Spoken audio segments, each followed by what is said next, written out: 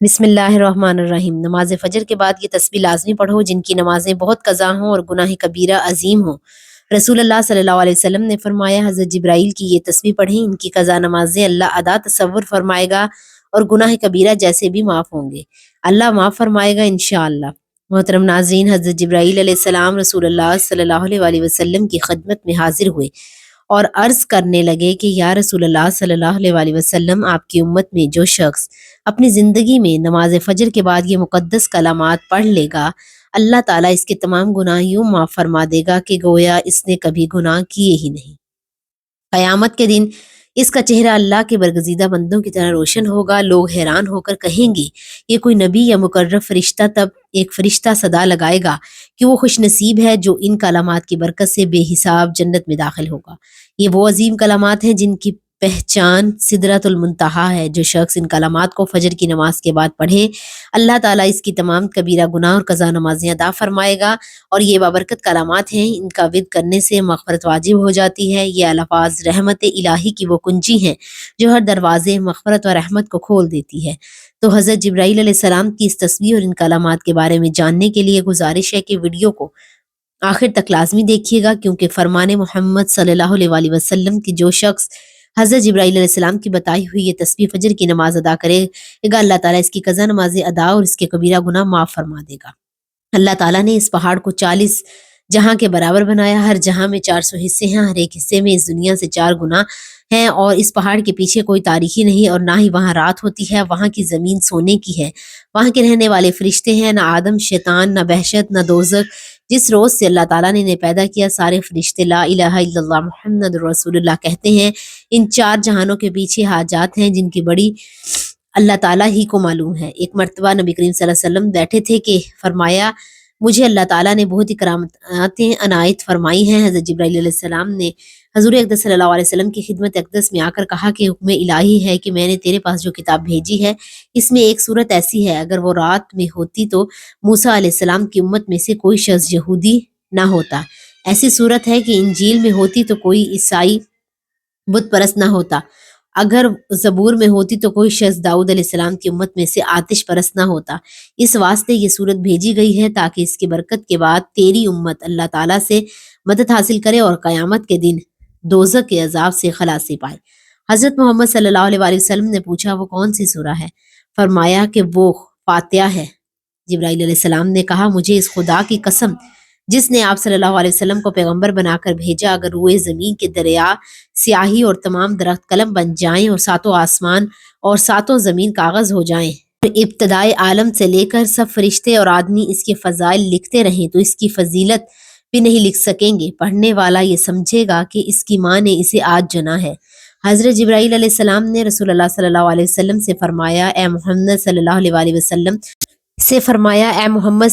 وسلم آپ کی امت میں سے جو شخص اپنی زندگی میں ایک مرتبہ فجر کی نماز کے بعد یہ کلمات پڑھے گا، وہ دعا کرے گا، وہ یہ سمجھے گا کہ اس نے گناہ کیے ہی نہیں۔ قیامت کے دن اس کا چہرہ صدیقین یا اولیاء اللہ کی مانند روشن ہوگا۔ لوگ سمجھیں گے کہ کوئی نبی یا فرشتہ ہے، اور ایک فرشتہ اعلان کرے گا کہ بندہ بے حساب اور کتاب جنت میں داخل ہوگا۔ یہ کلمات ایسے بابرکت ہیں کہ اگر پانی پر پڑھ لیے جائیں تو آگ جل جائے، زمین پر پڑھ لیا جائے تو اپنے اندر کے محفوظ خزانے ظاہر کر دے۔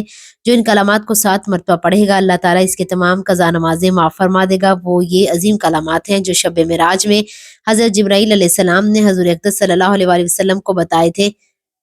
وہ کلمات یہ ہیں، لا الہ الا اللہ المالک الحق المبین، لا الہ الا اللہ الحکم العدل المبین، لا الہ الا انت سبحانک انی کنت من الظالمین، لا الہ الا اللہ وحدہ لا شریک لہ، لہ الملک ولہ الحمد وہو علی کل شیء قدیر۔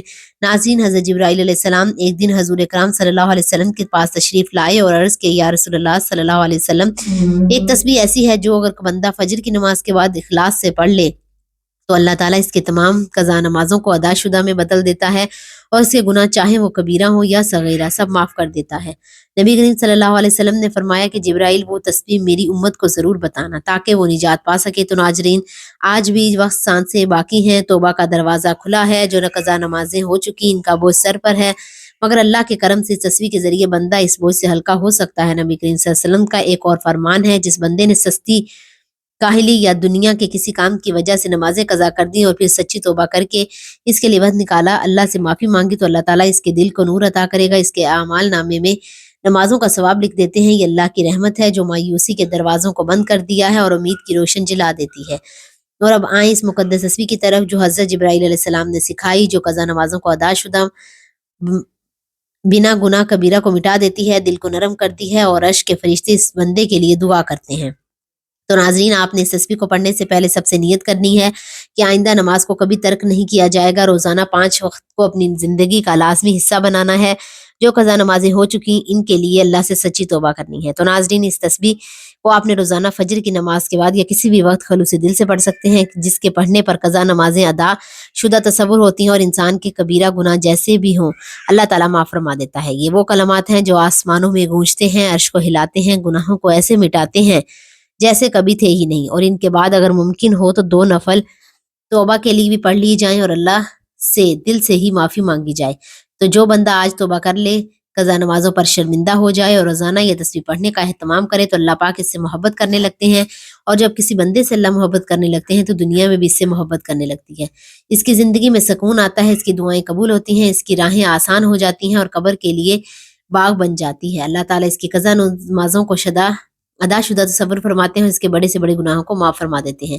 حضرت جبرائیل علیہ السلام کی وہ تسبیح یہ ہے۔ محترم ناظرین، آپ نے سب سے پہلے حضور پاک صلی اللہ علیہ وسلم کی ذات اقدس پر درود پاک کا نذرانہ پیش کرنا ہے۔ درود پاک آپ کوئی سا بھی پڑھ سکتے ہیں، ایک بار ثواب کی نیت سے میرے ساتھ بھی درود پاک پڑھ لیں۔ اللہم صلی علی محمد وعلی آل محمد کما صلیت علی ابراہیم وعلی آل ابراہیم انک حمید مجید۔ اللہم بارک علی محمد وعلی آل محمد کما بارکت علی ابراہیم وعلی آل ابراہیم انک حمید مجید۔